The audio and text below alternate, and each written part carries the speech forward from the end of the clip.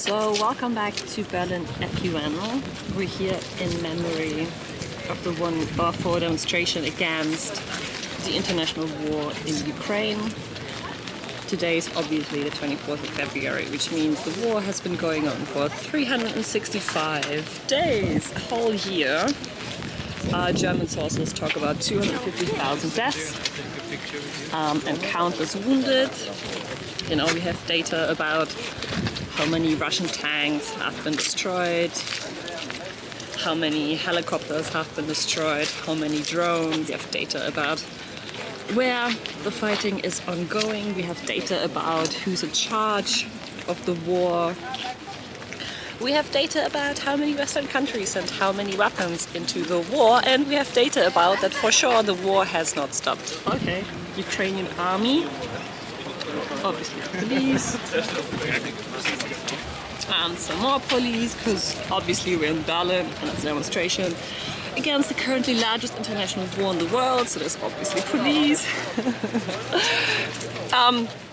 I just know for sure that no one's going to give any solutions to how to actually stop this war, and even if it would be to give in to Putin's demands, you know, it's portrayed as outrageous.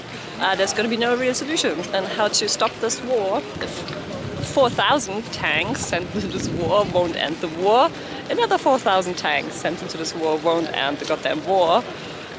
Sure, the Ukrainian mindset is portrayed as pro-war, you know, whatever it takes. We don't want to give up our land.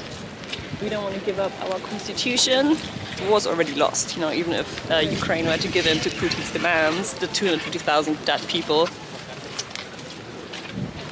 Some Ukrainian diplomat is expressing his gratitude towards German export of weapons, really, or like export for non-profit to Ukraine, which after a year of war seems ridiculous because the point of view hasn't changed, neither has the war stopped, and it's out there that 250,000 people have died in a year. That is a ridiculous number compared to that the war in Afghanistan took place over a decade and took, obviously it's hard to get data about this, but in the International Criminal Court it was said that over 1 million Afghani lives were taken. So 250,000 in 1 year. So this is the Russian embassy. Very interesting. Technically this is a demonstration started by the political party Die Linke. And in case I haven't mentioned it before, or this is the first video you're watching, they have had a membership vote on whether to include the universal basic income into their political party program. Here they are. And yet they have mentioned zero about this in the press, apart from literally 2 tweets on Twitter. I am not going to start a discussion now, that would be ridiculous. It's been 365 days. I assume of hell. Here's some data when Kiev was bombed last time. Obviously the heaviest fighting is still going on in eastern Ukraine. I mean, Zelensky was reassuring that he's not going to meet with Putin at the G20 summit in Indonesia. And that kind of, at least that's the narrative of the media, that both are saying they are never going to negotiate with the other. They're both ready to negotiate with the next head of state of the other country, so that's very reassuring. Reassuring. It's also the Ukrainian diplomat expressing his gratitude towards the German government for more and more weapons. You know, that's also reassuring that Die Linke is here and not mentioning the domestic anti-war strategy that a universal basic income is. Reassuring, guys. Reassuring also the data sets about educational curriculums in the field of economics. So check out all my other work about the Ukrainian war, but actually rather about the universal basic income, including its finance plan.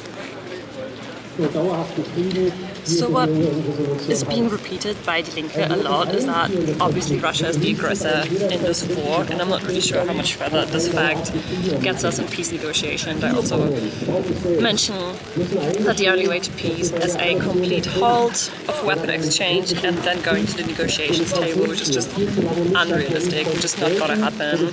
Again, a pro-war point of view has always been like We accept all human sacrifice, no matter how much it will take. I don't care whether my kids die, whether my grandma dies. They mentioned that obviously that the sanctions have to be taken care of, while no mentioning that the Netherlands have exported millions of microchips that ended up in Russian weapons. So maybe this information hasn't really reached them. Also, no mentioning of a universal basic income. There has been no official statement by the government of Ukraine how many deaths this war has caused. Crying hero out loud in a war is ridiculous, and Zelensky surely ain't gonna be the exception. Again, misinformation. If you want to donate to medical equipment that is obviously needed in Ukraine, you'll find a link here. Auch das ist Berlin. Auch das ist Berlin. Strahl vereinen wir, denn dein blinder Fleck ätzt mich nicht weiser als ich.